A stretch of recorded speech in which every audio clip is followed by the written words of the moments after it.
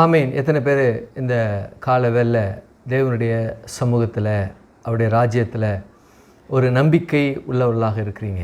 ஆமீன். கரங்களை தள்ளல சொல்லுங்கள். ஆமீன்.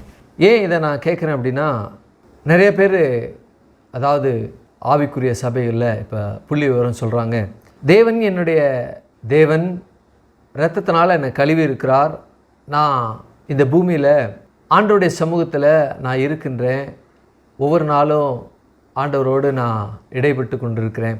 ஆனாலும் எனக்குள்ள ஒரு மனசில் ஒரு ஐயம், இன்னும் சொல்லப்போனால் பயம்னு கூட நான் சொல்லுவேன்.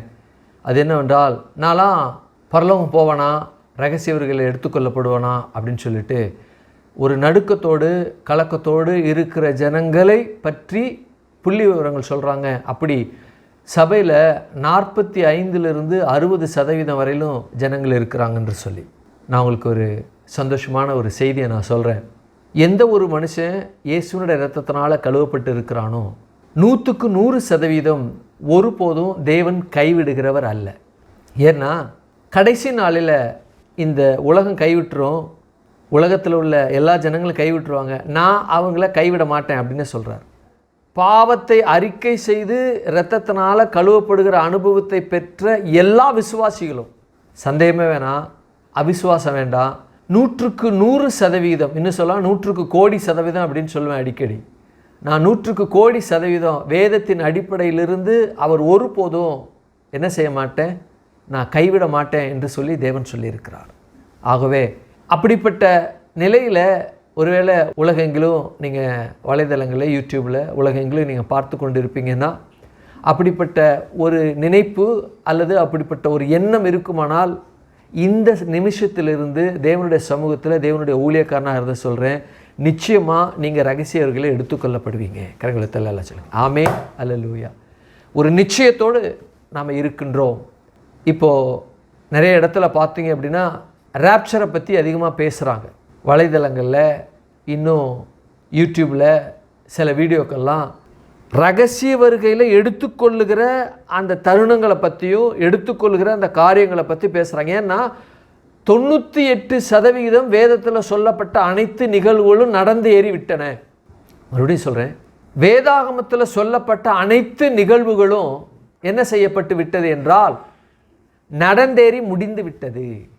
ஆகையினால இனி நடக்க போகிற சம்பவங்கள் என்று சொல்லப்படும் பொழுது ரகசிய வருகை, அதுக்கப்புறம் அந்தி கிறிஸ்துவனுடைய வருகை, 3.5 வருஷம் உபத்திரவம், 3.5 வருஷம் மகா உபத்திரவம், இதுதான் என்ன செய்யப்படுகிறது, பேசப்பட்டிருக்கிறது. வரப்போகிற நிகழ்வுகள் மற்ற எல்லாம் முடிஞ்சிருச்சு என்று சொல்லி என்ன செய்கிறாங்க, பேசிக்கிட்டு இருக்கிறாங்க. ஆகையினால உலகத்தில் இருக்கிற எல்லா ஜனங்களும் ரகசிய வருகையை ஆவலோடு எதிர்பார்த்து கொண்டிருக்கிறார்கள். ஒருவேளை ஆவிக்குரிய சபையில் ஆவிக்குரிய மக்கள்லாம் நீங்கள் ரகசிய வருகையில் எடுத்துக்கொள்ளப்படுவேனோ என்று எந்த விதமான ஐயமும் வேண்டாம். ஏன்னா இரத்தம் உங்களை நீங்கள் படுத்து தூங்கியிருந்தாலும், ஒருவேளை நீங்கள் அப்படிப்பட்ட நிலையில் இல்லாமல் இருந்தாலும், அப்படிப்பட்ட எண்ணத்தில் இல்லாமல் ஒருவேளை போதிக்கப்படாமல் இருந்தாலும், இரத்தம் உங்கள் மேலே, இயேசுவோட இரத்தம் நீங்கள் கழுவப்பட்டு இருந்து, இந்தியாவில் எத்தனையோ பேர் ரகசிய கிறிஸ்தவங்களாக இருக்காங்க. தாய் தகப்பனுக்கு தெரியாமல் எத்தனையோ சகோதர சகோதரிகள் இயேசுவை ஏற்றுக்கொண்டு இரத்தத்தினால கழுவப்பட்டு இருக்கிறாங்க. அப்பா அம்மாவோட சாப்பிட்டுக்கிட்டு இருப்பாங்க, பறந்து போயிடுவாங்க ரகசிய வருகையில். சபையில் போதிக்கப்படாமல் இருக்கலாம், அவங்க சபைக்கு போகாமல் இருக்கலாம், ஆனால் தேவன் அவருடைய உள்ளத்தை நன்கு அறிந்திருக்கிறார். ஆகவே குடும்பத்தோடு உட்காந்து சாப்பிட்டுக்கிட்டு இருக்காங்க, அல்லது பயணிக்கிறாங்க, அல்லது தூங்கிக்கிட்டு இருக்கிறாங்க, மறைஞ்சிருவாங்க. கணவன் ரட்சிக்கப்பட்டிருப்பார், பிள்ளைகளும் தாயும் ரட்சிக்கப்படாமல் இருப்பாங்க, மனைவி ரட்சிக்கப்படாமல் இருப்பாங்க. கணவன் எடுத்துக்கொள்ளப்படுவார், அல்லது மனைவி ரட்சிக்கப்பட்டிருப்பாங்க, கணவனும் பிள்ளைகளும் ரட்சிக்கப்படாமல் இருப்பாங்க, மனைவி எடுத்துக்கொள்ளப்படும். அல்லது மனைவியும் கணவனும் ரட்சிக்கப்பட்டிருப்பாங்க, பிள்ளைகள் ரட்சிக்கப்படலை அப்படின்னா தாய் தகப்பன் எடுத்துக்கொள்ளப்படுவாங்க, பிள்ளைகள் கைவிடப்படுவாங்க. இப்படிப்பட்ட சம்பவங்கள்லாம் இனி நடக்க போகிற நிதர்சனமான உண்மையான ஒரு நிகழ்வு. ஆகவே நான் எடுத்துக்கொள்ளப்படுவேனா படமாட்டேனா, போதிக்கப்பட்டு இப்படிப்பட்ட அனுபவம், இப்படிப்பட்ட ஒரு புரிதல் உங்களுக்கு இருந்துச்சு அப்படின்னா, ரட்சிக்கப்பட்டபடினால நான் கைவிடப்பட்டுடுவோனோ என்ற நிலைமை உங்களுக்கு வேண்டாம். ஒரு நிச்சயம் இருக்கிறது நமக்கு. ஏனென்றால் அந்த நிச்சயத்தை கொடுப்பது நம்ம இயேசு கிறிஸ்துனுடைய இரத்தம் நமக்கு கொடுக்குது. ஒரு பேருக்கு கவலை வேண்டாம். 100 கோடி சதவீதம் எடுத்துக்கொள்ளப்படுவார்கள். சபைக்கே நான் போகலை, இந்த சத்தியம்லாம் எனக்கு தெரியாது, காலங்காலமாக போயிட்டுருக்கேன், சபையில் போதிக்கப்படலை. போதிக்கப்படாவிட்டாலும் வேதத்தில் இருக்கிற மறைபொருள் எல்லாம் அந்த கழுவுதலில் இரத்தம் கழுவி இயேசுவை ஏற்றுக்கொள்ளப்பட்டு இரத்தம் கழுவுதலுக்குள்ளே இது நடந்தேறும். தெரிந்தாலும் தெரியாவிட்டாலும் போதித்தாலும் போதிக்காவிட்டாலும் இது நிச்சயமாக நடைபெறும், நடந்தேறும். வலைதளங்களில் போய் பாருங்கள். இந்த வலைதளங்களில் ரகசிய வருகையில் எடுத்துக்கொள்ளுகிறத பற்றி அதிகமாய் பேசப்படுது. அநேக ஜனங்கள் இயேசுவை ஏற்றுக்கொள்கிறாங்க. இந்த நான் ரகசிய வருகையில் நான் எடுத்துக்கொள்ளப்படும், நான் பரலோகத்துக்கு தேவனோடு போயிடணும். நிச்சயம் இல்லாதவர்கள் அந்த நிச்சயத்தை பெற தங்களை அர்ப்பணிக்கிறாங்க. ஏற்கனவே இயேசுனுடைய இரத்தத்தினால கழுவப்பட்ட நீங்கள் ஒரு நிச்சயத்தோடு இந்த ஆவிக்குரிய சபையில் ஒட்டுமொத்த உலகத்தில் இருக்கிற எல்லா ஜனங்களும் என்ன செய்கிறாங்க? இருக்கிறார்கள். அவர்கள் அதை பார்த்து கொண்டு இருக்கிறார்கள். பார்த்து கொண்டு இருக்கிற நீங்களும், ரட்சிக்கப்பட்ட நீங்களும், இரத்தத்தினால கழுவப்பட்ட நீங்களும், அபிஷேகம் பண்ணப்பட்ட நீங்களும் எடுத்துக்கொள்ளப்படுவீங்க. நான் இரத்தத்தினால கழுவப்பட்டிருக்கேன், நான் இன்னும் பரிசுத்தாவின் அபிஷேகத்தை பெறலை, 4 நாள் தான் ஆச்சு இயேசு ஏற்றுக்கொண்டு. கவலையே இல்லை. என்ன செய்வார்? நீ பரிசுத்தாவின் அபிஷேகத்தை பெறணும், ஆகவே பெறவில்லை, நான் உன்னை கைவிடுறேன். இல்லை, இரத்தத்தினால கழுவப்பட்டா நிச்சயமாய் ரகசியவர்களை எடுத்துக்கொள்ளப்படுகிற அந்த அனுபவம் உண்டு உண்டு உண்டு. ஆகையினால தான் எத்தனை பேர் இந்த கால வேளையில் ஒரு நிச்சயத்தோடு இருக்கீங்க அப்படின்னு கேட்டேன். இதன் மூலமாக உலகத்தில் இருக்கிற எல்லா இயேசுனுடைய இரத்தத்தினால கழுவப்பட்ட ஜனங்களுக்கும் ஒரு சந்தோஷமான செய்தியை நான் சொல்கிறேன். என்னவென்றால், தெரிந்தோ தெரியாமலோ, அறிந்தோ அறியாமலோ நீங்கள் இருப்பீங்கன்னா, சபைக்கே போகாமல் இதை நீங்கள் ரகசியமாக நீங்கள் பார்த்து கொண்டு இருக்கிறீங்கன்னா, இந்த ஒளியை, இந்த வலைதளத்தை, என்னுடைய செய்தியை நீங்கள் கேட்டுக்கொண்டு இருக்கிறீங்கன்னா, நான் உங்களுக்கு சந்தோஷமான ஒரு செய்தி சொல்கிறேன். ரகசிய வருகையில் நீங்கள் எடுத்துக்கொள்ளப்படுவீர்கள். உங்களை தேவன் தன்னுடைய இரத்தத்தினால் கழுவி வைத்திருக்கிறவுடன் நிச்சயமாக எடுத்துக்குவார். ஆமென், அல்லேலூயா. அப்படிப்பட்ட அனுபவத்தில் நாம் இருக்கிறோம். ஒருவேளை கவலையோடு, கண்ணீரோடு, ஒரு எதிர்பார்ப்போடு இந்த பூமியில் போதும் வாழ்ந்தது, தேவன் என்னை எடுத்துக்கொண்டா போதும், இந்த ரகசியவர்களை நான் பங்கு பெற தேவன் என்னை வைத்திருக்கிறார் என்று சொல்லி எதிர்பார்த்து இருப்பீங்கன்னா, அந்த எதிர்பார்ப்போடு உங்களுக்கு நான் ஒரு செய்தியை சொல்கிறேன், நீங்கள் எடுத்துக்கொள்ளப்படுவீங்க. அல்லது ஐயோ, நான் எதிர்பார்க்கிற அந்த காரியம் எனக்கு நடக்குமோ நடக்காதோ, எனக்கு ஒரு சஞ்சலமாக இருக்குது, ஒரு பதஷ்டமாக இருக்குது, ஒரு நெருடலாக இருக்குது, ஆகவே நான் இப்படிப்பட்ட காரியங்கள்லாம் எங்களுடைய வாழ்க்கையில் நடக்குமான்னு சொல்லி ஒரு எதிர்பார்ப்போடு நீங்கள் இருப்பீங்கன்னா, உங்களுக்கு நான் ஒரு நற்செய்தியை சொல்கிறேன். இயேசுனுடைய இரத்தம் உங்களை ரகசிய வருகையில் பங்கு பெற வைத்து உங்களையும் எடுத்துக்கொள்ளப்படுவதற்கான அந்த காரணம், அந்த அப்படிப்பட்ட ஒரு அனுபவத்தை நீங்கள் நிச்சயமாக 100% நீங்கள் பெற்றுக்கொள்வீங்க, நீங்கள் எடுத்துக்கொள்ளப்படுவீங்க. ஆமே ஆமே. நாம் விசுவாசத்தை குறித்து தியானித்து கொண்டு இருக்கிறோம். விசுவாசமானது நம்பப்படுகிற உறுதியும் காணப்படாத நிச்சயம் என்று சொல்லி எபிரேயர் 11:1 சொல்லப்பட்டிருக்கிற இந்த வார்த்தையை உடைய ஜனங்கள், அல்லது வார்த்தையை பெற்ற இந்த அனுபவத்தை உடைய ஜனங்கள் இந்த பூமியில், உலகத்தில் எல்லா உயிரினங்களும் இந்த வார்த்தையை பெற்றிருக்கிறது அல்லது இந்த அனுபவத்தை பெற்றிருக்கிறது. அதன் அடிப்படையில் பொதுவான விசுவாசம், உலக பிரகாரமான விசுவாசம், கிறிஸ்தவனுடைய விசுவாசம், தேவனுடைய விசுவாசம், தேவ ரகமான விசுவாசம் என்று சொல்லி 5 நிலைகளில் இருக்கிறது. இந்த விசுவாசம் என்று சொல்லப்படுகிற இந்த காரியத்தில் மனிதர்கள் மத்தியில், இந்த பூலோகத்தில் இறை நம்பிக்கையின் அடிப்படையில் அல்லது இந்த பூமியில் கடவுளை நம்புகிற நம்பிக்கையின் அடிப்படையில் இவர்கள் 6 விதமாக இருக்கிறாங்க. எப்படி என்றால், தேவன் உண்டென்று காட்டில் வாழ்கிற அல்லது குகைகளில் வாழ்கின்ற ஆதிவாசிகளுக்கு நல்லா தெரியும். ஆகவே அவர்கள் இறை நம்பிக்கையின் அடிப்படையில் மூதாதையர்களை அல்லது இயற்கையை தெய்வமாக வணங்கிக்கிட்டு இருக்காங்க. அடுத்தது இன்னும் ஒரு படி மேலே, நல்ல நாகரிகம்லாம் தெரியும், நல்ல ஹைலி இன்டலெக்சுவலாக இருக்கிறாங்க. ஆனால் அவங்களுடைய இருதயம் இருள் அடைந்ததுனால தங்களுக்கென்று தெய்வங்களை உண்டாக்கி கொண்டு அதற்கு கதைகள், புராணங்களை எழுதி வழி வழியாய் அதை நமஸ்கரித்து வணங்குகிற, தொழுது கொள்ளுகிற ஜனங்கள். 3வது, சிலை வழிபாடு செய்கின்ற கிறிஸ்தவர்கள். கிறிஸ்தவர்களே சிலை வழிபாடு செய்கின்ற கிறிஸ்தவர்கள். 3வது, பிதா குமாரன் பரிசுத்தாவியை நன்கு அறிவார்கள், ஆனால் அனுபவத்தை பெறாது இருக்கக்கூடிய பெயரளவில் கிறிஸ்தவர்களாக இருந்து உலகத்தின்பால் அல்லது உலகத்தின்படி வாழ்ந்து கொண்டிருக்கிற ஜனங்கள். அடுத்தது யூதர்கள். ஆறாவதாக இயேசுடைய இரத்தத்தினால கழுவப்பட்டு இந்த பூமியில் உன்னத உயரைய அல்லது மேன்மையான அனுபவம் உள்ள உலகத்தில் இருக்கின்ற வலைதளங்களை, யூடியூப்பில், உலகெங்கும் ஆவிக்குரிய சபையில் தேவனை ஆராதித்து கொண்டிருக்கிற ஜனங்கள். இவர்கள் தான் உன்னதமானவர்கள். ஆமென், அல்லேலூயா. இந்த கிறிஸ்தவர்கள் என்று சொல்லப்படுகிற அவருடைய விசுவாசத்தை குறித்து நம்ம ஆழமாக பார்த்தோம். அதனுடைய அடிப்படையில் இவங்க எப்படிப்பட்ட நிலைனா, அந்த கிறிஸ்தவர்களுக்கு மேலே ஒருத்தங்க இருக்கிறாங்க. அவங்க யாருன்னா யூதர்கள். அவங்க என்ன செய்து கொள்ளக்கூடாது அப்படின்னா, இயேசு என்னுடைய குலத்தில் வந்ததுனால எங்களுக்கு ரட்சிப்பு தேவையில்லை, உங்களுக்கு தான் ரட்சிப்பு. ஏன்னா எங்கள் குலத்தில் வந்ததுனால அவருடைய இரத்தத்தினால கழுவப்பட வேண்டிய அவசியம் எங்களுக்கு இல்லை என்று சொல்லி அவங்க நினைத்து விடக்கூடாது என்பதற்காக ஆண்டவராய் கர்த்தர் இந்த பூமியில் அவர் இருந்த பொழுது ஒரு மனுஷனை சந்தித்தார். அந்த மனுஷன் யூதன், பரிசேயன். அது மாத்திரமல்ல, வேதத்தை நன்கு ஆராய்ந்து போதிக்கிற போதகன். யார் என்றால் அவருடைய பேர் நிக்கதேமு. அவரை பார்த்து நீ மறுபடியும் பிறக்கணும் அப்படின்னு பேசினார். மறுபடியும் பிறக்கணும்னு பேசும் பொழுது, நான் இவ்வளோ வயதாயிட்டு நான் எப்படி என் தாயின் வயிற்றில் போய் பிறக்க முடியும் என்று கேட்ட பொழுது ஆண்டவர் சொன்னார், மோசேயுடைய ஆகமத்தை நீ போதிக்கிற இல்லையா, அந்த போதிக்கிற அந்த போதனையில் என்னை குறித்து பேசப்பட்டிருக்கிறது. வனாந்தரத்தில் மோசே வெண்கல சர்ப்பத்தை அவன் உயர்த்தினான். அந்த பாம்பினால் கடிப்பட்ட அந்த மனுஷர்கள் எல்லாம் தங்கள் விஷ முறிவிற்காக அந்த வெண்கல சர்ப்பத்தை நோக்கி அவங்க பார்த்தாங்க. ஆகவே பார்த்த அந்த ஜனங்கள் அவர்கள் உயிர் பிழைத்து கொண்டார்கள்.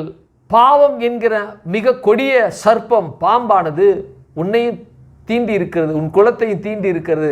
உலகத்தில் இருக்கிற ஜனம் எப்படி தீண்டப்பட்டிருக்கிறதோ அதை போல நீயும் தீண்டப்பட்டிருக்கிற. ஆகவே நீ என்னை நோக்கி பார்க்க வேண்டும். எப்படி என்றால், அந்த வனாந்தரத்தில் இருக்கின்ற ஜனங்கள் அந்த பாம்பு கடித்தல் நிமித்தமாக அந்த வெண்கல சர்ப்பத்தை நோக்கி பார்த்தாங்க. அதுபோல என்ன பார்க்கணும். எப்படி என்றால், இந்த உலகத்தில் நான் யூத குலத்தில் பிறந்திருக்கிறேன். யூதனுடைய சடங்கு, சட்டதிட்டங்கள், கோட்பாடுகள், அது மாத்திரமல்ல யூதருடைய பண்டிகைகள், பலிகள் எல்லாம் இயேசுவை பற்றி பேசப்பட்டிருக்கிறது. ஆகவே நான் பலியிடுவதன் மூலமாக, சட்டத்திட்டங்களை கைக்கொள்வது நிமித்தமாக என்னுடைய பாவம் மன்னிக்கப்பட முடியவில்லை என்று சொல்லி அறிந்து, இயேசுவே நீர் தேவகுமாரன், எங்கள் குலத்தில் நீ பிறந்தாலும் நீர் தேவன், ஆகவே உம்முடைய இரத்தத்தினால என்னை கழுவுங்க என்ற ரீதியில் பார்க்க வேண்டும் என்று சொல்லி ஆண்டவர் பேசினார். அப்படி பேசும்பொழுதுதான் அற்புதமான ஒரு வார்த்தையை நிக்கதேமுக்கு சொன்னார். அது என்னவென்றால், யோவான் 3:16, தேவன் தம்முடைய ஒரே பேரான குமாரனை விசுவாசிக்கிறவனும் அவன் கெட்டுப்போகாமல் நித்திய ஜீவனை அடையும்படிக்கு இயேசுவை தந்தருளி இவ்வளவாய் உலகத்தில் அன்பு கூர்ந்தார் என்று சொல்லி அதை பார்த்தோம். நம்ம வார்த்தை பை வார்த்தையாக நம்ம படித்து கொண்டு இருக்கிறோம். அப்போது எல்லாவற்றையும் படித்து இப்பொழுது இந்த இயேசுனுடைய அன்பு, அந்த பரிபூர்ண அன்பு, அந்த அன்பில் ஒரு களங்கம் இல்லை, ஒரு குறை இல்லை, பரிபூர்ண அன்பு. அந்த பரிபூர்ண அன்பை நாம் அடைய முடியும் என்றால் அது முடியாது. ஏன் முடியாது என்ற, பாவம் ஒரு குடும்பத்தில் இருக்கிறபடினால அந்த குடும்பமானது அந்த பரிபூர்ண அன்பை ருசிக்க முடியாது. அப்போ எப்படி தான் ருசிக்க முடியும் அப்படின்னா, எந்த மனிதன் தன்னுடைய பாவத்தை அறிக்கை செய்து தன்னுடைய குடும்பமாக அவரை ஏற்றுக்கொள்கிறார்களோ அவர்கள் அந்த அன்பை ருசிக்க முடியும்.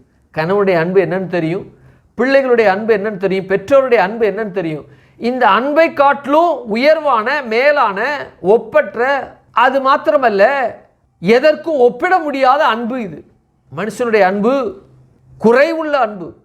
கணவனுடைய அன்பு குறைவுள்ளது, மனைவியுடைய அன்பு குறைவுள்ளது, தாய் தகப்பனுடைய அன்பு குறைவுள்ளது, பிள்ளைகளுடைய அன்பு குறைவுள்ளது, சகோதர சகோதரி இவர்களுக்குள்ள இருக்கிற அன்பு தனியும் அல்லது குறைவுள்ளது, அழுக்கு உள்ளது, மாசு உள்ளது. ஆனால் தேவனுடைய அன்பு அப்படி அல்ல. அப்பலுக்கற்ற, பரிசுத்தமான, மேலான அந்த அன்பு.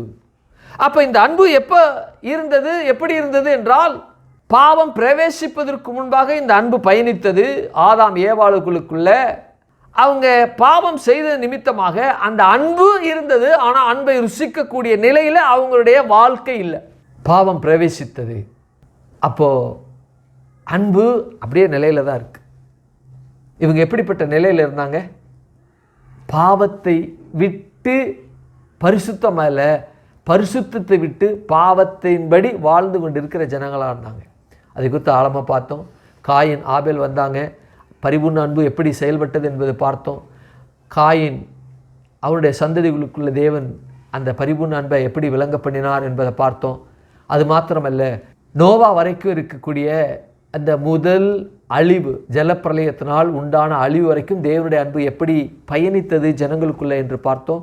நோவாவினுடைய குடும்பத்துக்குள்ளே எப்படி பயணித்தது, அந்த நோவாவினுடைய குமாரர்களுக்குள்ளே எப்படி பயணித்தது என்பதை பொறுத்து பார்த்தோம். அவருடைய சேமுடைய சந்ததியில் தான் ஆபிரகாமுடைய சந்ததி வந்தது. அந்த ஆபிரகாமுடைய சந்ததி எப்படி பரிபூர்ண அன்பு அதுக்குள்ளே பயணித்தது என்று பார்த்தோம். ஆபிரகாமுடைய அவருடைய வாழ்க்கையில் எப்படி பயணித்தது என்பதை குறித்து நாம் பார்த்து கொண்டு இருக்கிறோம். கரங்குலத்தில் சொல்லுங்கள் ஆமே அல்லேலூயா. அப்போது இந்த ஆபிரகாம் ஏன் அது பயணிக்க வேண்டும் என்றால், அவன் சாதாரண நிலையில் இருக்கும் பொழுது அல்ல, அவன் தவறு செய்யும் பொழுது அல்லது விசுவாசத்தை விட்டு குறைவுபடும் பொழுது தேவனுடைய அன்பு பயணித்தது. எந்த மனிதனுக்கும் பரிபூர்ண அன்பு தேவனை கண்டடையத்தக்கதாக இருந்தது என்றால், அந்த மனிதன் பழைய ஏற்பாட்டு காலத்தில் தேவனுக்கு அவன் பாத்திரனாக இல்லை அப்படின்னா அந்த அன்பு அவனை விட்டு பிரிந்து போயிடும். ஆனால் தேவனுடைய அன்பு எல்லாவற்றையும் தாங்கினது, சகித்து கொண்டது.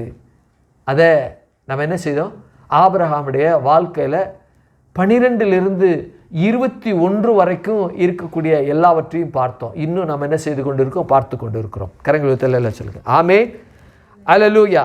இப்போ கடந்த வாரத்தில் தேவன் குறித்திருந்த காலத்தில் என்று சொல்லி என்ன செய்தோம் பார்த்தோம் இல்லையா.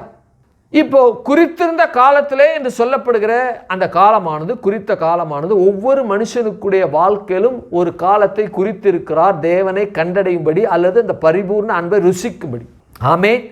எனக்கு 1992 அக்டோபர் 5 தேவன் என்னை குறித்திருந்தார். அந்த நாளில் தான் தேவனுடைய பரிபூர்ண அன்பை ருசிக்க தேவன் எனக்கு வைத்திருந்த நாள், குறித்த நாள் அவை. ஆமே. வாசிங்க ரோமர் 8:28. நான் வாசிக்கிறேன். அன்றியும் அவருடைய தீர்மானத்தின்படி அழைக்கப்பட்டவர்களால் தேவனிடத்தில் அன்புகளுக்கு சகலமும் நன்மைக்கு ஏதுவாக நடக்கிறது என்று அறிந்திருக்கிறோம். 29 வாசிக்கிறேன். தம்முடைய குமாரன் அநேக சகோதரருக்குள்ளே முதற் பேரானவராய் இருக்கும் பொருட்டு தேவன் எவர்களை முன்குறித்தாரோ, ஏற்கனவே தீர்மானம் பண்ணிட்டாரு, இப்போ முன்குறிக்கிறாரு. தேவன் எவர்களை முன்குறித்தாரோ அவர்களை தமது குமாரனுடைய சாயலுக்கு ஒப்பாக முன்குறித்து இருக்கிறார். ஆமே அல்லேலூயா. அடுத்தது, எவர்களை முன்குறித்தாரோ அவர்களை அழைத்திருக்கிறார், எவர்களை அழைத்தாரோ அவர்களை நீதிமானாய் ஆக்கியிருக்கிறார், எவர்களை நீதிமான ஆக்கிறாரோ அவர்களை மகிமைப்படுத்தியும் இருக்கிறார். அப்போ தேவன் என்ன செய்தாரு, 1992 அக்டோபர் மாதம் என்ன செய்தாரு, தீர்மானம், அவருடைய தீர்மானத்தின்படி என்ன அழைச்சு முன்குறித்தார். என்ன முன்குறித்தார், அவருடைய சாயலுக்கு ஒப்பாக இருக்க என்ன முன்குறித்தார். கரங்களில் சொல்லுங்க. என்ன மாத்திரமல்ல, இயேசுடைய இரத்தத்தினால கழுவப்பட்ட யார் இந்த பூமியில தேவனுடைய ஆவிக்குரிய சபையில இருக்கிறார்கள் எல்லாரும் அவருடைய தீர்மானத்தின்படி அழைக்கப்பட்டவர்கள். அந்த அழைக்கப்பட்டவர்கள் எல்லோரும் எனக்கு 1992 அக்டோபர் 5 ஒவ்வொருத்தருக்கும் ஒவ்வொரு அழைக்கப்பட்ட நாள், தேதி, கிழமை, வருஷம் என்று இருக்கிறது. ஆமே. அப்போ யாருன்னா, யாரெல்லாம் வருஷத்துல, மாதத்துல, கிழமையில, நேரத்துல அவங்க தேவன் தீர்மானிச்சிருந்தார், இந்த நாள்ல அவன் ரட்சிக்கப்படணும், என்னுடைய இரத்தத்தினால அவன் கழுவப்படணும். இது பரிபூர்ண அன்பு. அந்த பரிபூர்ண அன்பு என்ன செய்த நான் பெற்றுக்கொண்டேன். இது போல உலகத்தில் இருக்கிற எல்லாருமே அதை போல அவர்களுடைய வருஷத்துல, அவர்களுடைய மாதத்துல, அவர்களுடைய தேதியில, அவர்களுடைய கிழமையில, அவர்களுடைய நேரத்துல தேவன் அவர்களை தெரிந்து கொண்டார். சொல்லுங்க ஆமென். மகிமைப்படுத்தி பாருங்க, எவர்களை முன்குறித்தாரோ அவர்களை அழைத்திருக்கிறார். எதற்கு அழைத்திருக்கிறார்? பரிசுத்த வாழ்க்கை வாழும்படி அழைத்திருக்கிறார். அசுத்தத்திற்கு நீங்களாக்கி, அசுத்தத்திற்கு புறம்பே இருந்து தேவனுடைய அன்புல, தேவனுடைய பரிபூர்ணத்தில் வாழும்படி, அனுபவிக்கும்படி என்ன செய்ய அழைத்திருக்கிறார். அழைத்து அவர்களை நீதிமான ஆக்கியிருக்கார். 1 Corinthians 6:11 இயேசுடைய இரத்தத்தினால கழுவப்பட்டவர்கள் நீதிமான், பரிசுத்தவான், கழுவப்பட்டவர்கள் என்று பேசப்பட்டிருக்கிறது. கரங்களை சொல்லுங்க ஆமே. அப்ப இயேசுவுடைய ரத்தம் என்ன செய்யப்படுகிறது? ஒரு மனுஷனை நீதிமானாய் ஆக்கி இருக்கிறது. அப்படி என்றால் இயேசுவுடைய ரத்தம் கழுவப்படாத நிலையில இருக்கக்கூடிய ஒவ்வொரு மனிதனும் இந்த பூமியில எப்படி வாழ்ந்து கொண்டு இருக்கிறான்? அநீதிமான் என்று வாழ்ந்து கொண்டு இருக்கிறாங்க. நீதிமான் இல்ல, அநீதிமான். அநீதிமானா இருந்தேன். இன்னும் சொல்லப்போனா நான் இயேசுவை ஏற்றுக்கொள்வதுக்கு கிறிஸ்தவனா தான் இருந்தேன், கிறிஸ்துவை ஏற்றுக்கொள்ளாம இருந்தேன். ஆனா நான் எப்படி இருந்தேன்? சத்ருவா இருந்தேன், தேவனுக்கு விரோதியா இருந்தேன், பிசாசுடைய பிள்ளையா இருந்தேன், அநீதிமானா இருந்தேன். இயேசுடைய ரத்தம் கழுவப்பட்டு அந்த பரிபூர்ண அன்பை நான் எப்ப நான் ருசித்தனோ அப்பொழுது நான் நீதிமான் என்று அழைக்கப்படுகிறேன். அப்போ நீதிமான் அவனுக்குள்ள ஒரு மிகப்பெரிய விஷயம் என்னன்னா மகிமைப்படுத்தி இருக்கிறாராம். இது மகிமை என்று சொல்லப்படும் பொழுது ரொம்ப ஆழமாக சொல்லப்பட்டிருக்கு. நம்ம விசுவாசத்தை குறித்து நான் தியானித்து கொண்டிருக்கோம். இந்த விசுவாசத்தில் பரிபூர்ண அன்பை குறித்து தியானித்து கொண்டிருக்கோம். இந்த மகிமைங்கிறது ஒரு பெரிய சப்ஜெக்ட். அது ரொம்ப ஆழமான சொல்லப்பட்டிருக்கு. மகிமை என்று சொல்லப்படும்போது உலகத்தில் கிட்டத்தட்ட 5 விதமான மகிமை இருக்குது. அதை நான் உள்ளே போக விரும்பலை. இந்த மகிமையெல்லாம் பார்க்கணுன்னா இன்னும் ஒரு 2 வருஷம் ஒரு தொடர் போதனையில் தான் என்ன செய்ய முடியும்? அந்த மகிமையெல்லாம் பார்க்க முடியும். சரி, அப்போ தேவன் மகிமைப்படுத்துகிற அந்த மகிமை ஒரு மகிமை எப்படிப்பட்ட மகிமைன்னா அவருடைய பிள்ளை, அவருடைய சொந்த குமாரன் என்று சொல்லப்படுகிற ஒரு மகிமை. அது ஆவிக்குரிய மகிமையில் 2 விதமான மகிமை இருக்கு. ஒன்று அவருடைய பிள்ளை என்கிற ஒரு மகிமை. அப்போ அந்த மகிமை தேவனுடைய அன்பு நமக்கு பெற்றுக் கொடுத்தது. அப்போ ஆபிரகாம் இந்த பூமியில தேவன் அழைத்த பொழுது எதற்காக அழைத்தார்? குறித்த காலம் அவனை குறித்து வைத்திருந்தார். எதற்காக? ஒரு குமாரனை கொடுத்து அந்த குமாரன் மூலமாக கிறிஸ்து பிறக்க வேண்டும். அந்த கிறிஸ்துவின் நிமித்தமாக உலகத்துள்ள சகல ஜனங்களும் கிறிஸ்துவுடைய பரிபூர்ண அன்பை பெற்று இரத்தத்தினால கழுவப்பட்டு அந்த அன்பை பெற்று அவருடைய பிள்ளைகளாக வாழ வேண்டும் என்று சொல்லி ஆபிரகாமை முன்குறித்தார். அவருடைய பிள்ளை இந்த நாளில் பிறக்க வேண்டும், அது அவனுக்கு குறிக்கப்பட்ட நாள். அவனை முன்குறித்தார். தேவன் குறித்த காலம். ஆமென், அல்லேலூயா. அப்போ இது என்ன செய்யணும்? கடந்த நாட்களை ரொம்ப விரிவாக நம்ம இதை பார்த்தோம். இன்றைக்கு நாம இன்னும் அதிகமாக பார்க்க போறோம். என்னன்னா அவனுக்கு ஒரு குமாரனை பெற்றால் என்று சொல்லி இங்கே பேசப்பட்டிருக்கிறது. முதல்ல முதிர் வயது பார்த்தோம். அடுத்தது தேவன் குறித்த காலத்தில் என்று சொல்லி பார்த்தோம். அவனுக்கு ஒரு குமாரனை பெற்றான் என்று சொல்லப்பட்டிருக்கிறது. என்ன கவனிங்க, என்ன கவனிங்க. ஆபிரகாமுக்கு சாராள் ஒரு குமாரனை பெற்றாள். என்ன பாஸ்டர் இது? உலகத்தில் நடந்தே இருக்கிற விஷயம் தானே. கணவன் மனைவி அப்படி இருந்தால் அவங்களுக்கு பிள்ளைகள் பிறப்பது என்பது சகஜம்தானே என்று நீங்கள் நினைக்கக்கூடும், பேசக்கூடும். இந்த குமாரன் என்று சொல்லப்படும் ஆபிரகாமுக்கு குமாரன் என்று சொல்லப்படுகிறது ரொம்ப விசேஷமானது. இதை நான் உங்களுக்கு விளக்கி காமிக்கிறேன் பாருங்க. ஏன் இது ஆபிரகாமுக்கு விசேஷித்தவை என்று பேசப்பட்டிருக்கிறது அப்படின்னா, ஆபிரகாமுக்கு எத்தனை மனைவிகள் சொல்லுங்க? ஆபிரகாமுக்கு எத்தனை மனைவி? ஒரு மனைவி, 2 மறுமனையாட்டி, ஒரு ஒய்ஃபு, 2 கான்குபைன்ஸ். அப்போ மறுமனையாட்டியின் மூலமாக பிறப்பது என்பது தேவனுடைய சித்தம் அல்ல. அப்போ மனைவியின் மேலதான் தேவன் சித்தம் வைத்து அவள் மூலமாக தான் அற்புதம் செய்யணும். ஏன் மறுமனையாட்டியின் மூலமா ஆபிரகாமுக்கு பிள்ளை பிறந்து அது தேவனுடைய சந்ததி அல்லது அதில் பிறக்க வேண்டும் என்று சொல்லி தேவன் என்ன செய்யல? அந்த எண்ணம் அவர் வைக்கல. அப்படின்னா மறுமனையாட்டின் மூலமாக பிறக்கக்கூடிய பிள்ளைகளை தேவன் தன்னுடைய சந்ததியில அதாவது மறுமனையாட்டினுடைய பிள்ளைகளுடைய சந்ததியில தேவன் தன்னுடைய குமாரன் அதாவது இயேசு பிறக்கப்பட வேண்டும் என்கிற நிலையை தேவன் என்ன செய்யல? வைக்கவில்லை. அதை என்ன செய்ய? ஒமிட் பண்ணிட்டார். ஏன் ஒமிட் பண்ணாரு? ஏன் அதை ஏற்றுக்கொள்ளலை? ஏன் அதை பெற்றுக்கொள்ளலை? மறுமனையாட்டியினுடைய வயிற்றில் பிறந்ததும் ஆபிரகாமுடைய வித்து தான் இல்லையா? ஆகார் மூலமா பிறந்த இஸ்மவேலுடன் ஆபிரகாமுடைய வித்து தான். இன்னும் கேத்தூரால் வயிற்றில் பிறந்த ஆபிரகாம் மூலம் பிறந்தது ஆபிரகாம் வித்து தான். ஆகாரும் கேத்தூராலும் பிள்ளைகள் பெறுகின்ற அந்த எபிலிட்டி அவங்களுக்குள்ள இருந்துச்சு. பிள்ளைகள் பெறுகிற எபிலிட்டி இருந்தது. இன்னும் அடிமை பெண்ணிட்ட ஆகார்கிட்ட இஸ்மவேல் பிறந்து கூட ஆபிரகாம் கேத்தூராலோடு உறவு கொண்டிருப்பானால் இஸ்மவேலுக்கு அப்புறம் பஸ்மவேலு, குஸ்மவேலு அப்படின்னு வந்திருப்பான். என்ன செஞ்சிருப்பான்? வந்திருப்பான். அதோட நிறுத்திக்கிட்டான் போல இருக்கு. கேத்தூரால்கிட்ட போய் மனைவி ஆக்கி கொண்டு அவளோடு இணைந்த பொழுது 6 பிள்ளைகளை என்ன செய்தான்? பெற்றான். 6 பிள்ளைகளை பெற்றான். ஆகார்ட்டையும் பிள்ளைகள் பெறக்கூடிய அளவுக்கு அவளுக்கு தன்மை இருந்தது. கேத்தூராலும் பிள்ளைகள் பெறுவதற்கான தன்மை இருந்தது. இந்த கேத்தூராலும் இந்த ஆகாரும் ஆபிரகாமுடைய மனைவி அல்ல. அவருடைய அந்த ஜீனியாலஜி படி, அந்த வம்ச வரலாற்றின்படி யார் என்றால் புறஜாதிகள் அவர்கள். தேவன் ஒருபோதும் தன்னுடைய குமாரனாகிய கிறிஸ்து புறஜாதியினுடைய பெண்ணுடைய அவர்கள் மூலமாய் பிறக்கின்ற சந்ததி மூலமாய் பிறக்கக்கூடிய வகையில் தேவன் அவருக்கு விருப்பம் இல்லை. அதை அவர் விரும்பவில்லை. அது பரிசுத்தம் அல்ல. ஆகார் இருந்தா பிள்ளை பெறுவதற்கான அந்த தன்மை இருந்தது. பிள்ளை பெறுவதற்கான அந்த கெப்பாசிட்டி, எபிலிட்டி, திறன் இருந்துச்சு. கேத்தூராளுக்கும் அப்படிப்பட்ட திறன் இருந்துச்சு, அப்படிப்பட்ட எபிலிட்டி இருந்துச்சு. ஆனால் சாராய் கிட்ட அப்படிப்பட்ட திறன் என்னன்னா செத்து போயிடுச்சு. இங்க சொல்லப்பட்டிருக்கிறது, அவனுக்கு, அதாவது ஆபிரகாமுக்கு ஒரு குமாரனை சாராள் பெற்றாள். அதுதான் அவனுக்கு ஒரு குமாரனை பெற்றாள் என்ற வார்த்தை.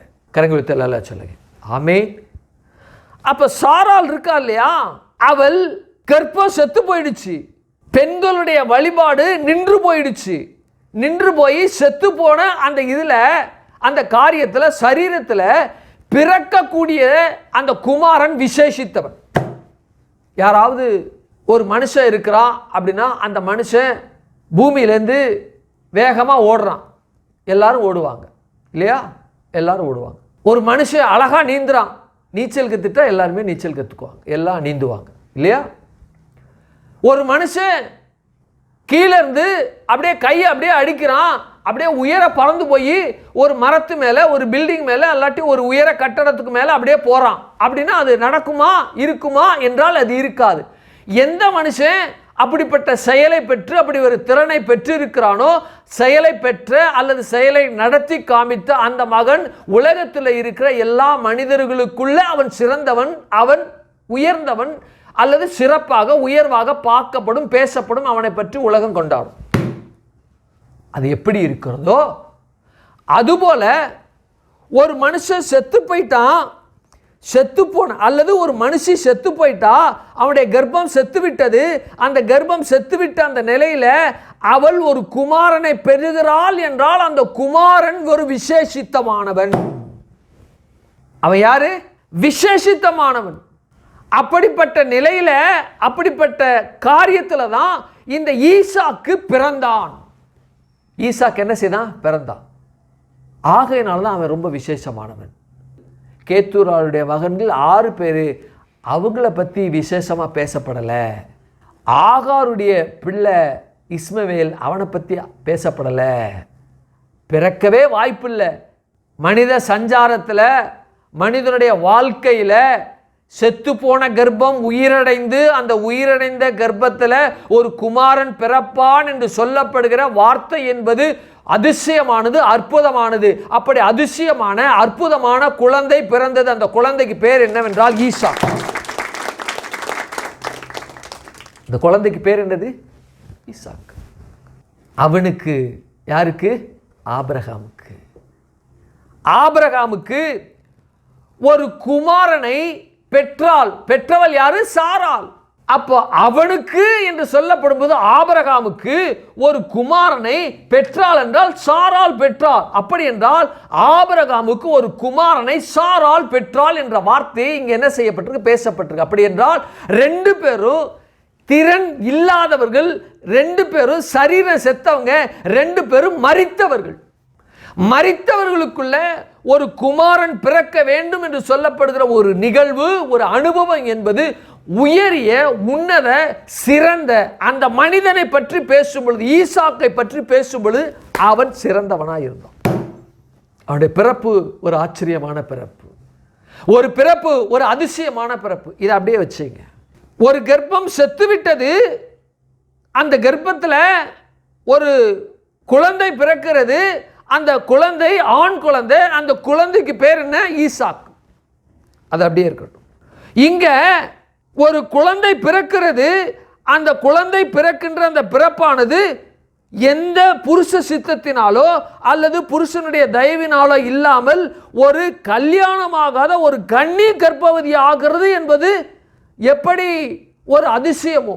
சாராளுடைய கர்ப்பம் செத்த கர்ப்பமானது ஒரு குழந்தையை பிறப்பித்து ஒரு குமாரனை பெற்றது எப்படி அதிசயமோ, அதுபோல ஆண்டவராகிய இயேசு கிறிஸ்து பிறந்தது என்பது, கன்னி கர்ப்பவதி ஆகிறது என்பது இந்த உலகத்தில் கேட்கப்படாத, பேசப்படாத அல்லது அனுபவம் இல்லாத ஒரு மிகப்பெரிய ஒரு சம்பவம், அதிசயம்.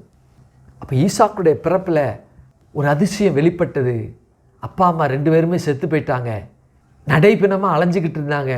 நடைபிணமாய் அலைந்த ஆபிரகாமுக்கும் சாராளுக்கும் பிறந்தவன் தான் ஈசாக்கு. இவன் ஒரு அற்புதம். ஆமே.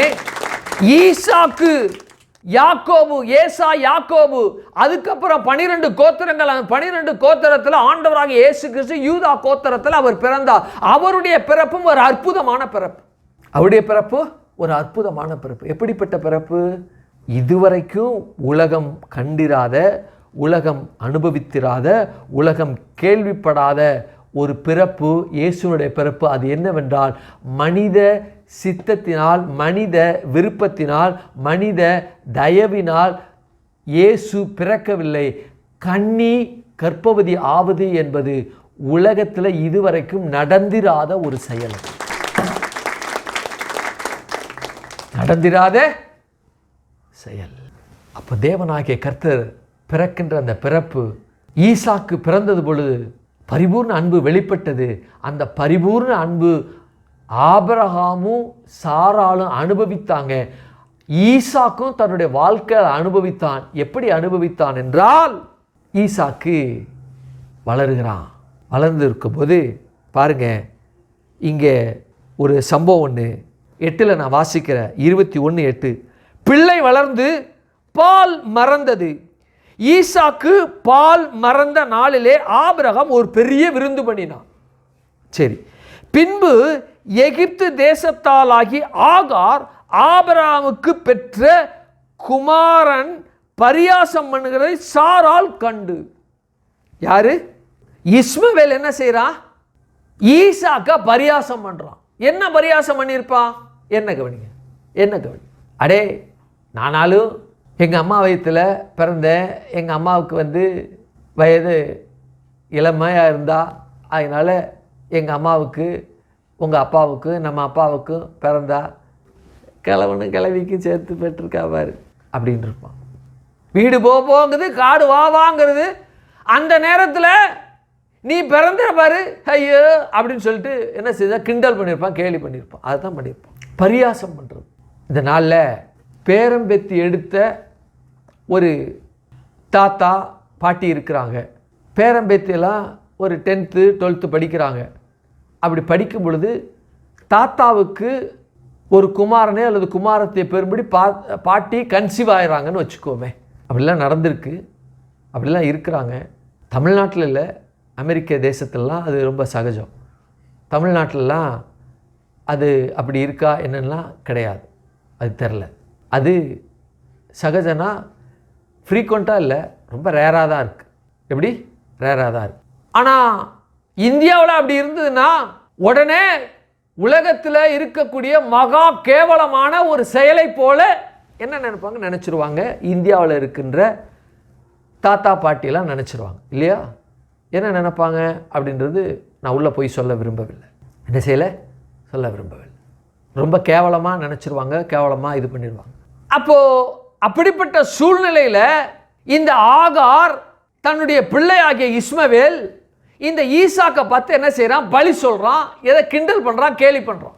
என்ன பண்ணுறான்னு விஷயம் இல்லை, ஆனால் இப்படிப்பட்ட வார்த்தைகள்லாம் பேசியிருப்பான் என்று வேத வல்லுநர் சொல்கிறாங்க. வயதான காலத்தில் போய் பிறந்திருக்கான் பாடுறா, எதுக்குடா பிறந்த, எதுக்குடா வந்த நீ என்று சொல்லி கிண்டல் பண்ணியிருப்பான். என்ன தான் வந்தாலும் நான் தான் மூத்த குமாரன், எனக்கு தான்டா எல்லாம் அப்படின்னு இருக்கலாம். நான் தான் நம்ம அப்பாவுக்கு மூத்த குமாரன், உனக்கு ஒன்றுமே கிடையாது, நான் பார்த்து கொடுத்தாதாண்டா, எல்லாம் சேஷ புத்திரம் எனக்கு தாண்டா சேஷ்ட புத்திரத்தை இழந்தவனே, சேஷ்ட புத்திரத்தை இழந்தவனே அப்படின்னு இருக்கலாம். எது வேணாலும் பேசியிருக்கலாம், என்ன வேணாலும் பண்ணியிருக்கலாம். ஆனால் பரியாசம் பண்ணுறான் என்ற வார்த்தை, பரியாசம் என்பது நிறைய விதத்தில் பண்ணுவாங்க. உங்களுக்கு 3 விஷயத்தை நான் சொல்ல, இன்னும் எத்தனை பண்ணானோ என்ன பண்ணானோ தெரியாது. சரி, அடுத்தது இங்கே ஒரு விஷயம் நடைபெறுகிறது. என்னன்னா, ஆபிரகாமை நோக்கி யாரு, தன்னுடைய ஓன் ஒய்ஃப் யாரு, சாராள் வந்து இந்த அடிமை பெண்ணையும் அவன் மகனையும் புறம்பே தள்ளும். இந்த அடிமை பெண்ணின் மகன் என் குமாரனாகிய ஈசாக்கோட சுதந்திரவாளியா இருப்பதில்லை. இப்போ என்ன கவனி, இந்த இஸ்மவேல் என்னுடைய குமாரனாகிய ஈசாக்கோட சுதந்திரவாளி இல்லை. அப்படி என்றால் இந்த இஸ்மவேல் என்ன சொல்லியிருப்பான், வேத வல்லுநர் சொல்றாங்க அப்படின்னா, நான் தான் மூத்த மகன், நான் தான் சுதந்திரவாளி, சுதந்திரவாளியை இழந்தவனே என்று பரியாசம் பண்ணியிருக்க கூடும் என்று சொல்றாங்க. மறுபடியும் சொல்றேன், இவன் பண்ண பரியாசத்தில் ஒன்று, வயதான காலத்தில் பிறந்து உனக்கு என்னடா பயன் கிடைக்க போகுது, உன்னை வளர்த்து பார்க்க முடியுமா, வீடு போக போகுது, காடு வாங்குற நேரத்தில் நீ பிறந்துட்டியே அப்படின்னு சொல்லியிருக்கலாம். அல்லது கிழவனும் கிழவிக்கும் பிறந்தவனே என்று சொல்லி பேசியிருக்கலாம். அல்லது மிக முக்கியமாக 3வதாக, இந்த ஆபிரகாமுடைய சொத்துக்கு ஆஸ்திக்கு உரியவன் நான் தான், அதை பெற்றுக்கொள்ள சுதந்திரவாளி நான் தான். இந்த சுதந்திரவாளி என்று சொல்லப்படும் பொழுது பழைய ஏற்பாட்டு காலத்தில் சேஷ்ட புத்திர பாகத்தை பெறுவது யார் பெற வேண்டும் என்றால், முதலில் பிறந்த முதல் மகன் தான் பெறுவான். பழைய ஏற்பாட்டு காலத்தில் மூத்த பையன்தான் தகப்பனுடைய அந்த சேஷ்ட புத்திர பாகத்தை பெறுவதற்கான லீகல் அத்தாரிட்டி அவன் தான். அப்போ இஸ்மவேல் என்ன செய்திருக்க கூடும், இந்த ஈசாக்கை பார்த்து சேஷ்ட புத்திர பாகத்தை இழந்தவனே, அதை இல்லாதவனே, நிராயுதபாணியாய் நிற்கின்றவனே என்று சொல்லி இஸ்மவேல் ஈசாக்கை பார்த்து பேசியிருக்கலாம். ஆகவே தான் சாராள் ஆபிரகாமிட்ட வந்து இந்த அடிமை பெண்ணின் மகனையும் புறம்பே தள்ளும், இந்த அடிமை பெண்ணின் மகன் என் குமாரனாகிய ஈசாக்கோட சுதந்திரவாளி அல்ல, சுதந்திரவாளியா இருப்பதல்ல என்று பேசியிருக்கிறார். பேசிட்டு தன் மகனை குறித்து சொல்லப்பட்ட இந்த காரியம் ஆபிரகாமுக்கு மிகவும் துக்கம். யாருக்கு? ஆபிரகாமுக்கு ஆகார் மூலமாய் பிறந்த இஸ்மவேலை பற்றி தன்னுடைய சாராள் தன்னுடைய குமாரனாகிய ஈசாக்குக்காக பரிந்து பேசுகிற இந்த காரியம் இஸ்மவேலுக்காக ரொம்ப மனசோபப்பட்டு அப்படியே இருந்தாராம். தேவனுடைய திட்டம் என்பது இஸ்மவேலினுடைய சந்ததியில் இயேசு பிறக்க வேண்டும் என்பது அல்ல. கேத்தூராளுடைய 6 பிள்ளைகளுக்குள்ள இந்த இயேசு பிறக்க வேண்டும் என்ற திட்டம் அல்ல. மாறாக சாராளுடைய கர்ப்ப பிறப்பாகிய ஈசாக்கின் மூலம்தான் தேவன் தன்னுடைய குமாரனாகிய கிறிஸ்து பிறக்க வேண்டும். இஸ்ரவேல் என்கிற ஒரு பெரும் ஜனத்தை, திரள் கூட்டத்தை இந்த குமாரன் ஈசாக்கின் மூலமாக தான் பிறக்கப்பட வேண்டும் என்று தேவன் தீர்மானித்து திட்டம் வைத்திருந்தார். பரிபூர்ண அன்பு ஈசாக்கின் மேல என்ன செய்யுதுன்னா பயணித்தது. சரிம்மா, நீ சொல்றபடி கரெக்டு தான், நீ சொல்றது கரெக்டு தான், சுதந்திரவாளி இல்லதான். இப்ப நான் சொல்றேன், ஈசாக்க காட்டிலும் இஸ்மவேல் தான் மூத்தவன், ஆகையினால அவன் தான் சுதந்திரவாளி என்று சொல்வதற்கு அவனுக்கு என்ன இருக்கு, ரைட்ஸ் இருக்கு. ஏன்னா மூத்த பையன் இல்லையா, என்ன செய்யலாம், பேசும். சொன்ன பிறகு அவனுக்கு ரொம்ப துக்கமாயிடுச்சு. யாருக்கு? தாத்தாவுக்கு துக்கமாயிடுச்சு. அப்பொழுது ஈசாக்கு இருக்கிறான், ஆபிரகாம் இருக்கிறான், சாராள் இருக்கிறா, ஆகார் அவருடைய பிள்ளை. இங்கே ஒரு பெரிய பஞ்சாயத்து நடக்குது. அந்த பஞ்சாயத்தை தேவன் முடித்து வைக்கணும், சுமூகமாக முடித்து வைக்கணும். ஏனென்றால் இஸ்மவேலுக்குள்ள இவன் சந்ததி பெருகும் என்று ஆபிரகாம் நினைத்திருக்கலாம். ஏன்னா இவன் ஏற்கனவே எலியேசர் என் சுதந்திரவாளியா இருக்கிறானே அப்படின்னு இருக்கிறான். வேற ஏற்கனவே எலியேசரை பற்றி அவன் சொல்கிறான், என் சுதந்திரவாளியா இரு. அவன் உன் சுதந்திரவாளி இல்லைடா, உன் கர்ப்ப பிறப்பு தான் சுதந்திரவாளி. அப்போ கர்ப்ப பிறப்புனா ஆகாருக்கு பிறந்தது என் பிறப்பு தானே, என்னுடைய வித்து தானே, அவனும் இருக்கலாமே என்று சொல்லி நினச்சிருக்கலாம். ஐயோ, அப்படி துக்கமாயிடுச்சு இவருக்கு. பட்டார்னு ஒன்று விடாமல் அவனுக்கு. இந்த பரிபூர்ண அன்பு ஈசாக்கோடு பயணித்தது, ஆகாருடைய பிள்ளையாகி இஸ்மவேலுக்குள்ள பயணிக்கவில்லை. என்ன செய்யலை, பயணிக்கலை.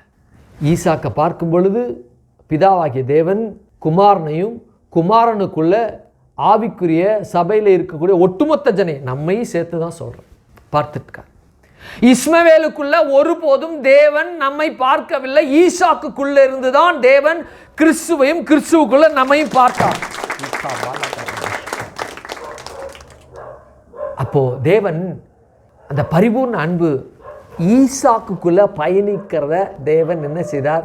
தீர்மானித்து அதுக்குள்ள என்ன செய்தார்? காரியத்தை வைத்தார். கரங்கள் எல்லாம் சொல்லுங்க ஆமே, அல்லேலூயா. அப்ப பாருங்க, இந்த பஞ்சாயத்து என்னது? ஈசாக்கு, சாராள், ஆபிரகாம், இங்கே ஆகார், அவருடைய பிள்ளை இஸ்மவேல் இருக்கிறாங்க. 3 பேருக்கு என்னாச்சு? முட்டிக்குச்சு. தேவன் பார்த்தாரு, இவனை இப்படியே வச்சுக்கிட்டு இருந்தோம்னா சாராள் சொல்கிறதுக்கு செவி கொடுக்குற மாதிரி இருந்துட்டு இவன் என்ன செஞ்சிருவா? இஸ்மவேலை சுதந்திரவாளின்னு கூட அறிவிச்சாலும் அனுபவிச்சிருவான். ஏனென்றால் இவன் ஏற்கனவே எலியாசர் என் சுதந்திரவாளியா என் வீட்டு வேலைக்காரலாம் இருக்கிறானே என்று சொல்லி ஒரு பிட்டு போட்டான் என்கிட்டயே. ஆகவே இவன் இஸ்மவேலை வச்சு அவன் சுதந்திரவாளின்னு நினச்சி பேசி எல்லாவற்றையும் காரியத்தை செய்துட்டானா, ஈசாக்கிலிருந்து பிறக்க வேண்டிய இந்த கிறிஸ்து அதன் மூலமாக உலகெங்கிலும் தேவன் தன்னுடைய இரத்தத்தினால கழுவப்படுகிற அந்த திட்டம் என்ன செய்யும்? குலைந்து விடும். ஆகவே இதை நம்ம போய் முடித்து வைக்கணும் அப்படின்னு சொல்லி என்ன செய்கிறார்? தேவன் இறங்குகிறார். அப்போது இதே 21:8 அப்பொழுது தேவன் ஆபிரகாமை நோக்கி, இந்த பிள்ளையையும் உன் அடிமை பெண்ணையும் குறித்து சொல்லப்பட்டது உனக்கு துக்கமாய் இருக்க வேண்டாம். ஈசாக்கினிடத்தில் உன் சந்ததி விளங்கும். மறுபடியும் என்ன செய்யறாரு? ஊர்ஜிதப்படுத்துறார். டேய், நீ எலியேசரை பத்தி பேசுன, எலியேசரை பத்தி பேசுன. எங்க பேசுன? 15:2 அதற்கு ஆபிரகாம், கர்த்தராகிய ஆண்டவரே, அடியேனுக்கு என்ன தருவீர்? நான் பிள்ளை இல்லாமல் இருக்கிறேனே. தமஸ்கு ஊரானாகிய இந்த எலியேசர் என் வீட்டு விசாரணைக்காரனாய் இருக்கிறானே என்றார். பின்னும் ஆபிரகாம், தேவரீர் எனக்கு புத்திர சந்தானம் அருளவில்லை. இதோ என் வீட்டில் பிறந்த பிள்ளை எனக்கு சுதந்திரவாளியாய் இருக்கின்றான் என்றார். யோசிச்சு பாருங்க, ஈசாக்கினிடத்தில் உன் சந்ததி விளங்கும் அப்படின்ட்டார். அப்படின்னா இவனுக்கு ஒரு மைண்ட் இருந்திருக்கு, இஸ்மவேலும் என் வீட்டில் இருக்கிற ஒரு பிள்ளை என் மூலமாக பிறந்தது, என்னுடைய வித்து ஆகார்ட்டேருந்து பிறந்ததுனால இவனும் என்னுடைய சுதந்திரவாளியாய் இருக்கலாம் அல்லது இருக்கின்றான் என்று சொல்லி அவன் நினைத்திருக்கக்கூடாது. அதனால தான் தேவன் சொல்கிறாரு, உன்னிடத்தில் இருக்கின்ற ஈசாக்கினிடத்தில் உன் சுதந்திரம் விளங்கும், ஈசாக்கினிடத்தில் உன் சந்ததி விளங்கும் அப்படின்றார். சொல்லிட்டு, ஆதலால் உன் மனைவி இருக்கிறாள்ல, நான் என்ன திட்டம் வச்சிருக்கிறோனோ, நான் என்ன சித்தம் வைத்திருக்கிறோனோ, நான் என்ன நினைத்திருக்கிறோனோ அது அப்படியே சாராள் பேசுகிறா. உன் சாராள் ஆகிய உன் மனைவி ஆகிய உன் சாராளுக்கு நீ செவி கொடு, சொல்கிறத கேளு அப்படின்னா. உடனே அடிமை பெண்ணையும் அந்த மகனையும் கூப்பிட்டு என்ன செய்கிறான்னா கிஃப்ட் கொடுத்து விட்றோம். என்ன செய்கிறா? கிஃப்ட் கொடு. அப்போது ஈசாக்கு தேவன் இந்த பூமியில் பிறப்பதற்கான முதல் ஜெனரேஷன் ஆபிரகாமை தேர்ந்தெடுத்தார். ஆபிரகாம் தேர்ந்தெடுத்த அந்த தேர்ந்தெடுப்பில் ஃபஸ்ட்டு ஜெனரேஷன் இயேசு பிறப்பதற்கு யார் என்றால் ஈசாக். என்னது? ஈசாக். இஸ்மவேல் கிடையாது, கேத்துரால் கிடையாது. அப்போ 7 பிள்ளைகள், கேத்துரால்கிட்ட 6, ஆகார்ட்ட 1, மொத்தம் 7 பிள்ளைகள் என்ன செய்தாங்க? ஆபிரகாமுக்கு பெற்றுக் கொடுத்தார்கள். அந்த 7 பிள்ளைகளும் ஆபிரகாமுடைய வித்தா இருந்தாலும் கிறிஸ்து பிறக்கக்கூடிய சந்ததி கேத்தூராளுகிட்ட பிள்ளைகளுக்குள்ளேயும் ஆகாருடைய பிள்ளைக்குள்ளேயும் இல்லை.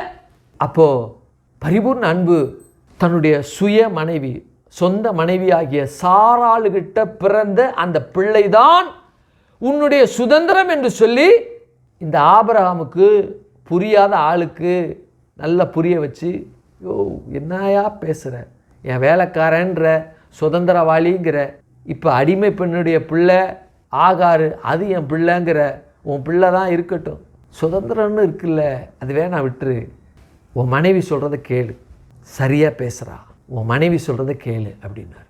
கேட்டுட்டு அனுப்பி விட்டுறார். அப்போது 25 நீங்கள் வாசித்து பார்த்தீங்க அப்படின்னா, ஆபிரகாம் மரிக்கும் முன்னே என்ன செய்கிறாங்க அப்படின்னா, இந்த ஆபிரகாம் ஆகாருக்கும் இந்த கேத்தூராளுக்கும் அவங்க பிள்ளைகள் நன்றாய் வளருவதற்கு என்ன செய்கிறான், கிஃப்ட் கொடுத்து அனுப்புகிறான். நம்ம வீட்டுக்கு வர்றாங்க, ஒரு 4-5 நாள் தங்கியிருக்கிறாங்க, அவங்க ரொம்ப ஏழ்மையாக இருக்கிறாங்க, தேவன் நம்மகிட்ட பேசுகிறாரு, ஏதோ அவங்களுடைய வாழ்க்கையில் போய் பிழைத்து கொள்வதற்கு அல்லது காரியங்களை செய்வதற்கு அவங்களுக்கு ஒரு 1 லட்சம் 2 லட்சம் இருந்தால் அவங்க வாழ்க்கையை அப்படியே நடத்திக்குவாங்க, யாரையும் எதிர்பார்த்துருக்க மாட்டாங்க அப்படின்னு ஒருத்தங்க இருக்கிறாங்க அந்த குடும்பத்தில். அப்படின்னா இந்த யார் அந்த குடும்பத்தை அவங்க பாதுகாத்து ஒரு 4-5 நாள் வைத்து போஷிக்கிறாங்களோ அந்த போஷிக்கிற அந்த குடும்பம் அந்த குடும்பத்துக்காக கொடுக்க மனதாக இருந்து 1 லட்சமோ 2 லட்சமோ உங்களுக்கு கொடுத்து நீங்கள் போங்க, நல்லா வாழுங்க அப்படின்னு சொல்லி வாழ வைக்கிறாங்க. அப்படின்னா அந்த வாழ வைக்கின்ற அந்த பணம் கொடுத்த அந்த பணம் என்னது கிஃப்ட்டு. என்னது கிஃப்ட்டு. பாருங்கள், நான் வாசிக்கிறேன், ஆதியாகமம் 25:4 வாசிக்கிறேன். மீதியானுடைய குமாரர் ஏப்பா, ஏப்பேர், ஆனோக்கு, அபிதா, எல்தாகா என்பவர்கள். இவர்கள் எல்லோரும் கேத்தூராலின் பிள்ளைகள். சரி, இந்த மீதியான் கேத்தூராளுடைய பிள்ளைகள் அதில் ரொம்ப ஆழமாக இருக்குது. அந்த நாட்களில் இருந்த மீதியானர்கள் இவங்கெல்லாம் யாருடைய சந்ததினா கேத்தூராளுடைய பிள்ளைகள். இஸ்மவேல் யாருடைய பிள்ளைகள்? இஸ்மவேலர்கள் என்று சொல்லப்படுகிற அவர்களெல்லாம் இஸ்மவேலுடைய சந்ததிகளிலிருந்து வந்தவங்க. சரி, இங்கே அவருடைய பிள்ளைகள் நான் 5 வாசிக்கிற. ஆபிரகாம் தனக்கு உண்டான யாவையும் யாருக்கு கொடுத்தா? ஈசாக்கு கொடுத்தான். சேஷ்ட புத்திர பாகம் உள்ளவனுக்கு சுதந்திரவாளிக்கு தான் எல்லாவற்றையும் கொடுப்பாங்க. அதில் எந்த விதமான மாற்று கருத்தே கிடையாது. ஆகாருடைய பிள்ளை ஆபிரகாமுடைய வித்து தான், கேத்தூராளுடைய பிள்ளைகளும் ஆபிரகாமுடைய வித்து தான், ஆனால் சுதந்திரவாளி அல்ல. அப்போ 2 பேருக்கும் இவர்கள் வித்தாக இருக்கிறாங்க. ஆபிரகாம் வித்தாக இருக்கிறதுனால ஆபிரகாம் என்ன செய்தார்னா, வாசிக்கிறேன், ஆபிரகாமுக்கு இருந்த மறுமனையாட்டிகளின், அப்படின்னா யாரு? மறுமனையாட்டி அல்ல, மறுமனையாட்டிகளின் அப்படின்னா ஆகாருக்கும் கேத்தூராளுக்கும் பிள்ளைகளுக்கோ ஆபிரகாம் நன்கொடைகளை கொடுத்து என்ன செய்கிறான்? கிஃப்ட் கொடுக்குறான். கிஃப்ட் கொடுத்து தான் உயிரோடு இருக்கும் பொழுதே அவர்களை தன் குமாரனாகிய ஈசாக்கை விட்டு கிழக்கே போக கீழ் தேசத்திற்கு அனுப்பிவிட்டான். நல்லா கவனிங்க, நல்லா கவனி, என்ன கவனி. இங்கே ஒரு செய்தி சொல்லுது, எப்பா ஈசாக்கு தான் என்னுடைய சேஷ்ட புத்திர பாவத்தை உரையவன், அவன் தான் என் சுதந்திரவாளி, அவனுக்கு எல்லாவற்றையும் கொடுத்துட்டேன். கேத்தூரால 4 பிள்ளைங்க, கிஃப்ட் கொடுத்துட்டேன், வச்சுக்க வந்தா கிஃப்ட். என்னது கிஃப்ட்? அவன் தன்னுடைய வேலையில் அவன் தன்னுடைய வாழ்க்கையில் பிழைத்து இருக்கும்படி அந்த காசை வச்சு கிஃப்டை வச்சு பிழைத்து இருக்கும்படி ஆபிரகாம்கிட்ட வாங்கிட்டாங்க. ஆகாருடைய பிள்ளையாகிய இஸ்மவேலும் வாங்கிட்டான். என்ன கவனிங்க, இப்போ 6+1 யாரு? கேத்தூராவுடைய பிள்ளைகளாகிய யார்னா சிம்ரான், யக்ஷான், மேதான், மீதியான், இஷ்பாக், ஷூவாக் என்று சொல்லப்படுகிற இந்த 6 பேர் பிளஸ் இந்த இஸ்மவேல் யாரு? ஆகாருடைய பிள்ளை இஸ்மவேல். 7 பேரும் சேர்ந்து இந்த ஈசாக்குக்கு விரோதமாக எழும்பி அவனுக்கு இருக்கக்கூடிய ஆபிரகாம் கொடுத்ததை பறித்து விடக்கூடும். இங்கே தான் பரிபூர்ண அன்பு ஈசாக்குள்ள பயணிக்கிறது. என்ன செய்கிறாரு ஆபிரகாம்? ஏய் இஸ்மவேல் இங்கே வா, ஆகார் இங்கே வா, இந்தா உன் பிள்ளை, இந்த உனக்கு ஜீவனத்துக்கு. வேத ஒழுங்குனா சொல்கிறாங்க, இஸ்மவேலும் ஆகாரும், ஆகாருடைய பிள்ளை இஸ்மவேல் பெரியவனாகி அவனுக்கு குமாரன் பிறக்கும் வரைக்கும் அவனுடைய நன்கொடை, அவனுக்கு செல்வம், அவனுக்கு இருக்கத்தக்கதாக ஆபிரகாம் கொடுத்தான். அதுபோல கேத்தூராளுடைய 6 பிள்ளைகளும் பெரியவர்களாகி அவர்களுக்கு குமாரன் பிறக்கிற அளவிற்கு உட்காந்தே சாப்பிட்ற அளவுக்கு ஆபிரகாம் என்ன செய்தான்? பணத்தை இந்த கேத்தூராளுடைய 6 பிள்ளைகளுக்கும் கொடுத்தா அவர்களை பெரியவர்களாகி திருமணம் ஆகிற வரைக்கும், பிள்ளைகள் பிறக்கிற வரைக்கும் இருக்கக்கூடிய அளவுக்கு என்ன செய்ய வெகுமதிகளை கொடுத்தான். யாரு? ஆபிரகாம் கொடுத்தான். அப்படின்னா ஈசாக்கு எவ்வளோ இருந்திருக்கும்? என் ஆண்டவர் ஈசாக்கை ஆசீர்வதித்தார். ஈசாக்கு அவனுடைய வாழ்க்கையில் ஆபிரகாம் சம்பாதித்த சகலவற்றையும் கொடுத்தான். ஏன்? கிறிஸ்து பிறப்பதற்கு. பரிபூர்ண அன்பு ஈசாக்கு ஆபிரகாமிற்குள் பயணித்த அதே பரிபூர்ண அன்பு ஈசாக்குக்குள்ளும் பயணித்தது. எல்லாவற்றையும் கொடுத்தான். ஆகாருடைய பிள்ளை அவன் ஆபிரகாமுக்கு அவனுடைய சமூகத்தை விட்டு பிரிந்து போகும்போது இஸ்மவேலுக்கு 12லிருந்து 14 வயது இருக்கலாம் அப்படிங்கிறாங்க. 12லிருந்து 14 வயது இருக்கலாம். நாங்கள் அவனுங்க ஜென்ரலாகவே 30 வயசு 40 வயசில் தான் கல்யாணமே பண்ணுவானுங்க. கிட்டத்தட்ட ஒரு 15 வருடம் அம்மாவும் பையனும் உக்காந்தே சாப்பிட்ற அளவுக்கு வெகுமதியில் வாங்கிட்டு போனால் ஆபிரகாமுக்கிட்ட இருந்து கேத்தூராடைய பிள்ளை 6 பிள்ளைகளும் பெரியவர்களாகி அவர்களுக்கு திருமணம் ஆகி பிள்ளைகள் பிறக்கிற வரைக்கும் உட்காந்தே சாப்பிட்ற அளவிற்கு ஆபிரகாமுடைய நன்கொடைகள் அவர்களுக்கு போதுமானதாக இருந்தது என்று வரலாற்றறிஞர்கள்லாம் பேசுகிறாங்க. நன்கொடை பெற்றுக்கொண்டவர்களுக்கு அவ்வளவு வெல்த்து உட்காந்து சாப்பிட்ற அளவுக்கு இருக்குமானால் ஈசாக்கை யோசித்து பாருங்க. தேவனுடைய பரிபூர்ண அன்பு ஈசாக்குள்ளே அப்படி பயணித்தது. அப்படி பயணித்தது. அவை அனைத்தையும் அவன் பெற்றுக்கொண்டான். அனைத்தையும் அவன் உடையவனாக இருந்தான். அது மாத்திரமல்ல, இந்த பரிபூர்ண அன்பு ஈசாக்குள்ளே எப்படி பயணித்தது? ஈசாக்கும் இந்த பரிபூர்ண அன்பை, தேவனுடைய ப்ரொடெக்ஷனை, தேவனுடைய அளவில்லாத அன்பை, அந்த பாதுகாப்பை, அந்த வழி நடத்துதல, அந்த தேவனுடைய சகல விதமான காரியத்தை அவனுடைய வாழ்க்கையில் எப்படி பயணித்தது, எப்படி காரியங்களை நடப்பித்தது என்பதை என்ன செய்ய போகிறோம்? வருகிற வாரத்தில் பார்க்க போகிறோம். அதை தியானிக்கும் போது ஆச்சரியமாக இருக்கும். அப்போது பணிவிடைக்காரர்கிட்ட ஆகார்கிட்டையும் கேத்தூரால்கிட்டையும் கிஃப்டெல்லாம் கொடுத்து அனுப்பிச்சிட்டான். கீழே போய் கிழக்கு தேசத்தில் கீழே போய் என்ன செய்யுங்க, கீழ் தேசத்துக்கு போங்கன்னு அனுப்பிட்டான். அனுப்பின பிறகு ஆபிரகாம் நல்ல நரை முதிர் வயது உள்ளவனாக இருந்து மரித்தான். எத்தனை வருஷத்தில் மரித்தான்? ஆபிரகாமோட வயசு என்னது? 175 வயது. 175. சாரால் 127. பிள்ளையுடைய திருமணத்தை நடத்தி வச்சுட்டான் ஆபிரகாம். அப்போ பிள்ளை இல்லாமல் கணவன் மனைவியா புதுசா இருக்கிறாங்க. ரெபேக்காள் இருக்கிறா. அப்போ ஈசாக்குடைய மனைவி ரெபேக்காள் 2 பேருக்கும் திருமணம் ஆயிடுச்சு, பிள்ளை இல்லை. ஆபிரகாம் தேவன் அவனை எடுத்துக்கொண்டார், கூப்பிட்டு கொண்டார். 175 வயசு அவன் மரித்தான். அப்போ மரித்த சூழ்நிலையில் தேவனுடைய பரிபூர்ண அன்பு ஈசாக்குனுடைய வாழ்க்கையில் ரெபேக்காள் குடும்பமாக இருக்கிறா. அந்த 2 பேருக்குள்ள எப்படி பயணித்தது? தேவனுடைய பரிபூர்ண அன்பு எப்படி அவங்களுக்குள்ள விளங்கினது? எப்படி காரியங்கள் அங்கே நடைபெற்றது என்பதை வேத வல்லுநர்கள் என்ன சொல்கிறாங்க என்பதை வருகிற வாரத்தில் நாம் தியானிப்போம். கண்களை மூடுவத காலவேளை. ஹல்லேலூயா. நேசிக்கின்ற எங்கள் பரலோக பிதாவே, குமாரனாகிய நாமத்தினுடைய சமூகத்தில் நாங்கள் வருகிறோம். கர்த்தருடைய வல்லமை, கரம், மகிமை இருந்து ஆண்டவரே ஆபிரகாமுக்குள்ள ஆண்டவரே உம்முடைய கிருபை, உம்முடைய இரக்கம், உம்முடைய தயவு பயணித்தது போல அவருடைய ஈசாக்குடைய குடும்பத்தில் ஆண்டவரே பயணித்ததை நாங்கள் தெரிந்து கொண்டோம். ஆண்டவரே உம்முடைய இரத்தம் ஆண்டவரே உம்முடைய பிள்ளை என்கிற ரீதியில் எங்களுக்குள்ள பயணித்து கொண்டு இருக்கிறது.